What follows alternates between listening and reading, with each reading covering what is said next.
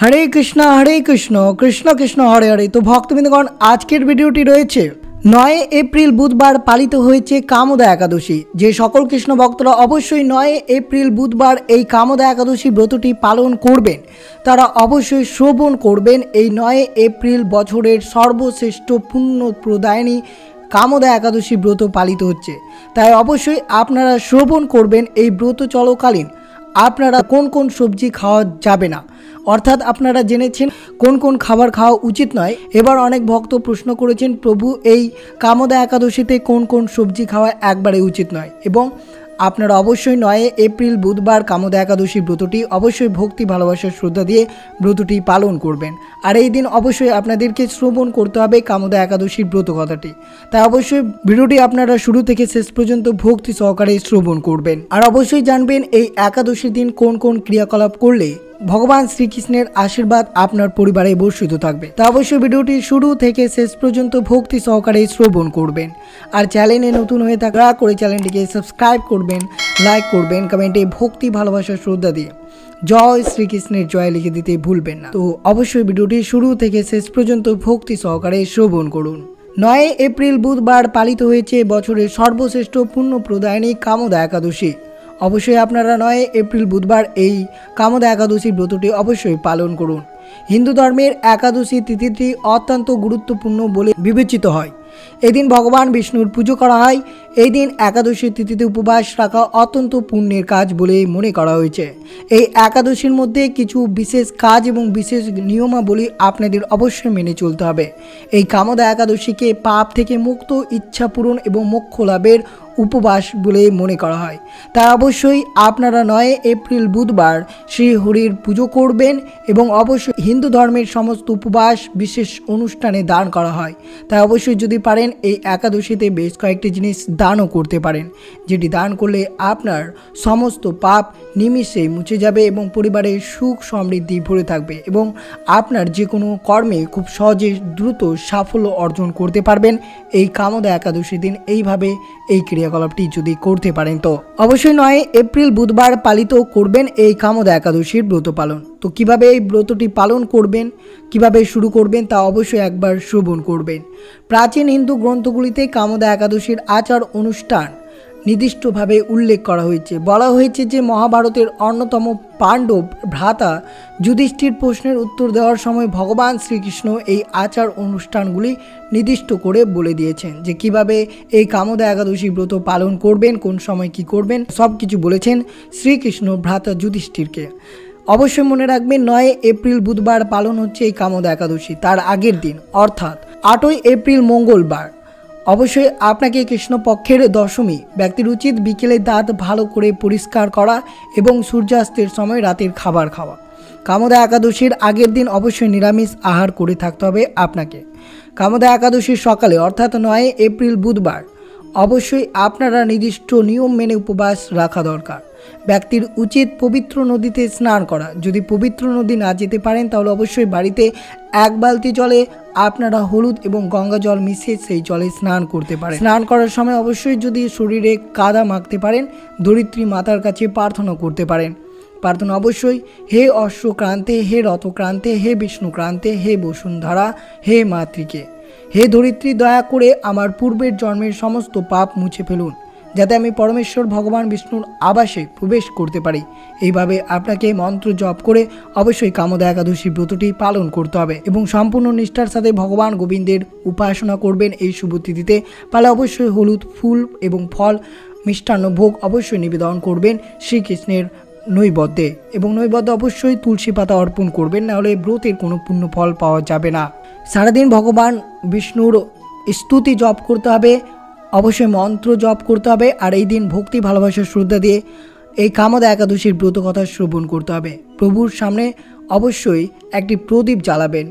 অবশ্যই পুরো রাত্রি যদি পারেন তাহলে অবশ্যই জাগরণ করবেন। জাগরণ করতে করতে ভগবানের নাম জপ করবেন, লীলা কীর্তন করবেন, বিষ্ণুর সহস্র নাম অবশ্যই জপ করবেন।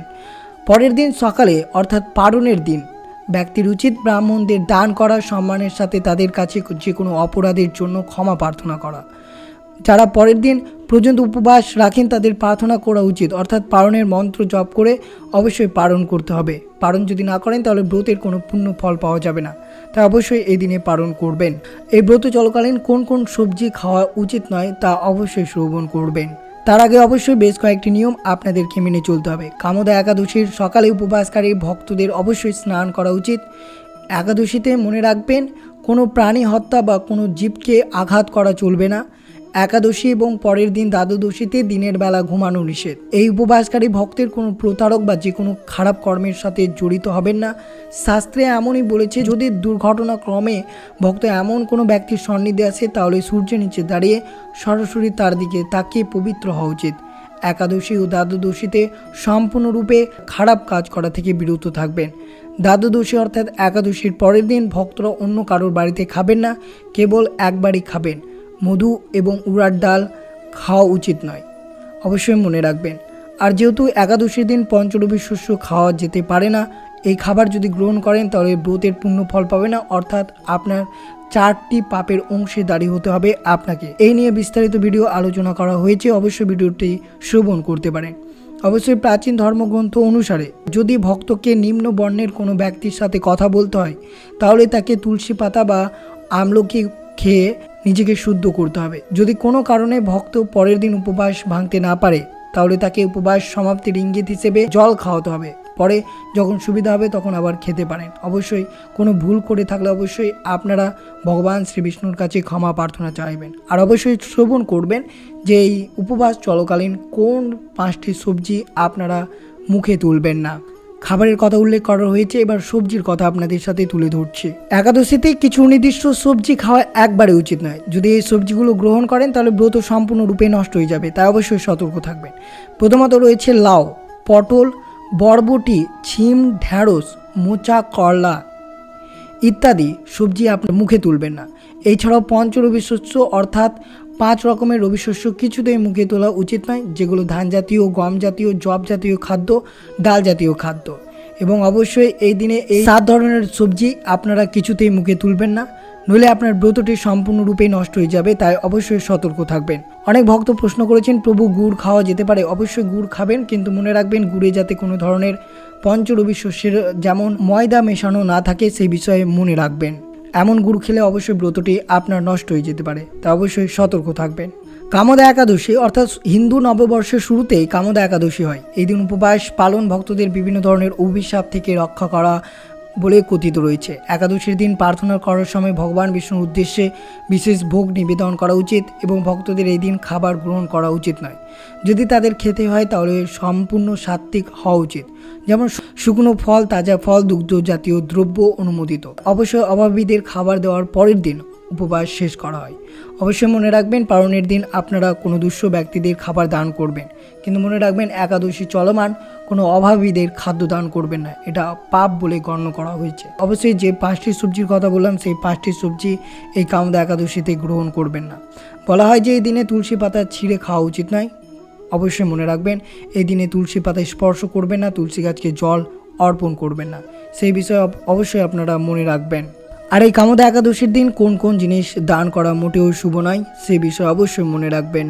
একাদশী উপবাস থেকে যদি আপনি কোনো দরিদ্র বা অভাবী ব্যক্তিকে খাওয়ান তাহলে কেবল সাত্ত্বিক জিনিস দিন, ভুল করে রসুন, পেঁয়াজ বা অন্য আমিষ খাবার দেবেন না, এর ফলে পুণ্যের পরিবর্তে পাপ হবে। লোহার জিনিসপত্র, এই কামোদা একাদশীতে লোহার জিনিসপত্র শনিদেবের সঙ্গে সম্পর্কিত। একাদশীর পবিত্র দিনে লোহার জিনিসপত্র দান করবেন না, এর ফলে যে কাজটি করা হচ্ছে তা নষ্ট হতে শুরু করবে। এছাড়াও ঘরে নেতিবাচক কথা প্রবেশ করবে, তা অবশ্যই আপনারা সতর্ক থাকবেন। একাদশীর দিন কাউকে তেল বা লবণ দান করা উচিত নয়, এর ফলে আপনি ব্রতের সম্পূর্ণ অর্থাৎ সুফল পাবেন না, বরং ক্ষতির কারণ হতে হবে।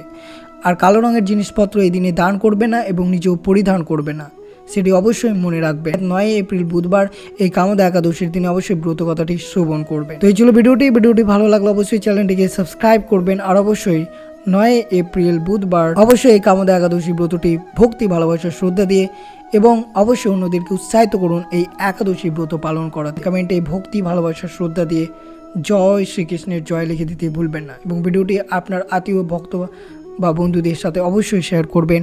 সুস্থ থাকবেন, সতর্ক থাকবেন। জয় শ্রীকৃষ্ণ, রাধে রাধে।